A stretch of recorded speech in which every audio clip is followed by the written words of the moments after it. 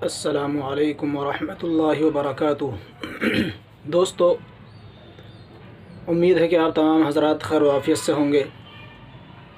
تو دوستو، آج پھر آپ کے سامنے ایک نئی ویڈیو کے ساتھ حاضری ہوئی ہے۔ دوستو، آج میں اس ویڈیو میں بتلانے والا ہوں آپ کو نماز کے فرائض۔ نماز کے فرائض آج آپ کو میں بتلانے والا ہوں۔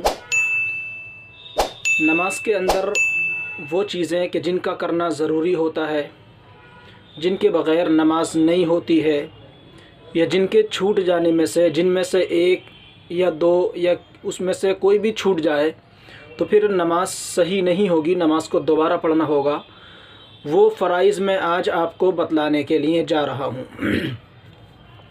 دوستو، نماز کے اندر 7 فرائض ہیں کہ جن کا ادا کرنا نماز کے لیے ضروری ہے، جس کو نماز کے اندر ادا کرنا ضروری ہے، جس میں سے پہلی چیز ہے تکبیر تحریمہ کہنا، یعنی اللہ اکبر کہہ کر نماز کو شروع کرنا، تکبیر تحریمہ کہہ کر نماز کو شروع کرنا۔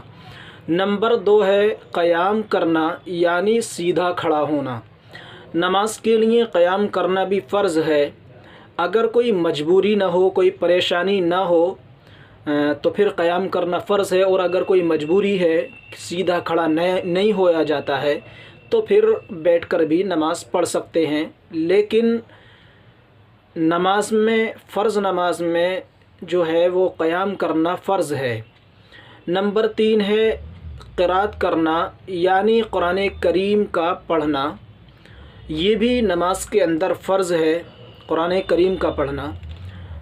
چھوٹی 3 آیتیں اور بڑی 1 آیت کے بقدر قرآن کریم کی تلاوت کرنا، قرات کرنا، یہ نماز کے اندر فرض ہے۔ نمبر 4 ہے رکوع کرنا۔ رکوع کرنا یہ بھی نماز کے اندر فرض ہے۔ اور نمبر 5 ہے سجدہ کرنا۔ نمبر 6 ہے قاعدہ اخیرہ میں تشہد کی مقدار بیٹھنا۔ قاعدہ اخیرہ میں تشہد کی مقدار بیٹھنا یہ بھی فرض ہے۔ قاعدہ اخیرہ کہتے ہیں کہ نماز کا وہ آخری بیٹھنا کہ جس میں یعنی اگر 2 رکعت والی نماز ہے تو 2 رکعت پڑھنے کے بعد میں جب ہم التحیات پڑھنے کے لیے بیٹھیں گے تو اس کو قاعدہ اخیرہ بولیں گے۔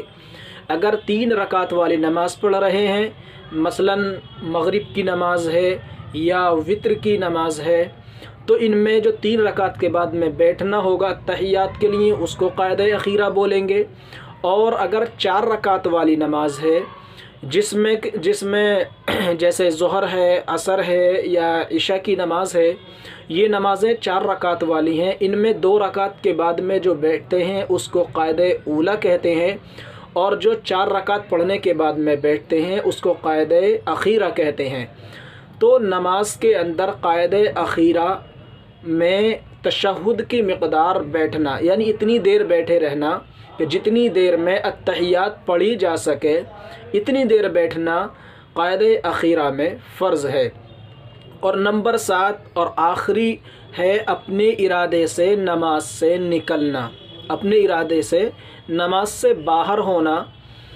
بعض فقہا نے السلام علیکم ورحمۃ اللہ کے ذریعے نکلنا بھی فرض کہا ہے۔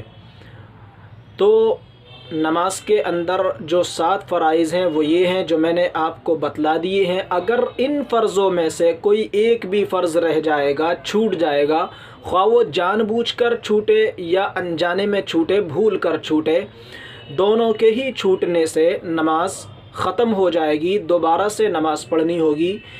اگرچہ وہ سجدہ سہو کر لے، اگر سجدہ سہو بھی کر لے گا ان فرضوں میں سے کسی فرض کے چھوٹنے کی وجہ سے، تب بھی نماز صحیح نہیں ہوگی، نماز کو لوٹانا ضروری ہوگا۔